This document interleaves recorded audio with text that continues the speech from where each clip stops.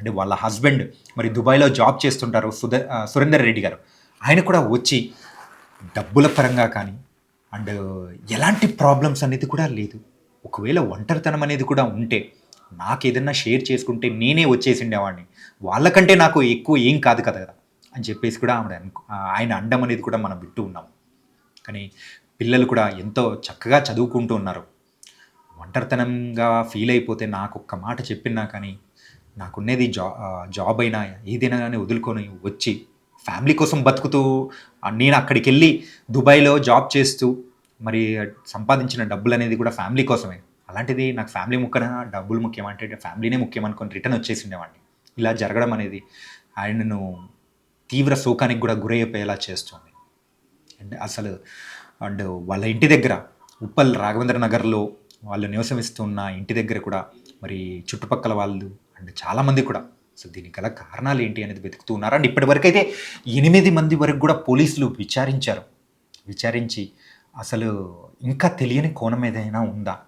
ఇంత పెద్ద డిసిషన్ తీసుకోవడానికి గల రీజన్స్ ఏంటి అనేది కూడా పోలీసులు వెతుకుతూనే ఉన్నారు.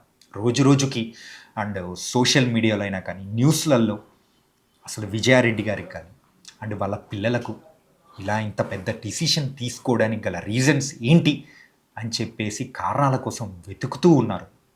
అంటే ఆ న్యూస్ ఎక్కడన్నా కనిపించింది అంటే మరి అంటే ఇంకా ఏదైనా అప్డేట్స్ వచ్చాయని కూడా వెతుకుతూ ఉన్నారు.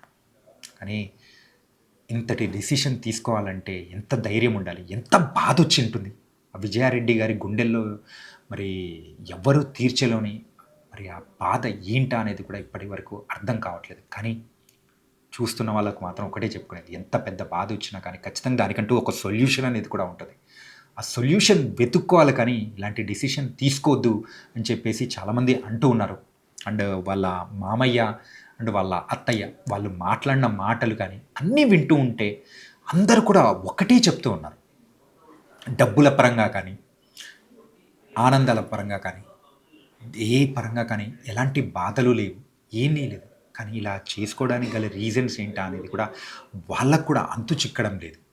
అండ్ మనం ప్రీవియస్‌గా మనం మాట్లాడుకున్నట్టు వాళ్ళ ఆఫీస్‌లో ఆవిడ ఇంతటి పెద్ద డిసిషన్ కానీ బలవన్మరణం తీసుకునే ముందు వాళ్ళ ఆఫీస్‌లో ఉన్న ఇద్దరు వ్యక్తులతో మాట్లాడినప్పుడు వాళ్ళతో ఏం మాట్లాడారు, అసలు వర్క్ అసైన్ చేసిన సందర్భం అనేది కూడా మొత్తం అనేది కూడా పోలీసులు విచారించి వాళ్ళ దగ్గర నుంచి కూడా కంప్లీట్ వివరాలనేది కూడా తీసుకున్నారు.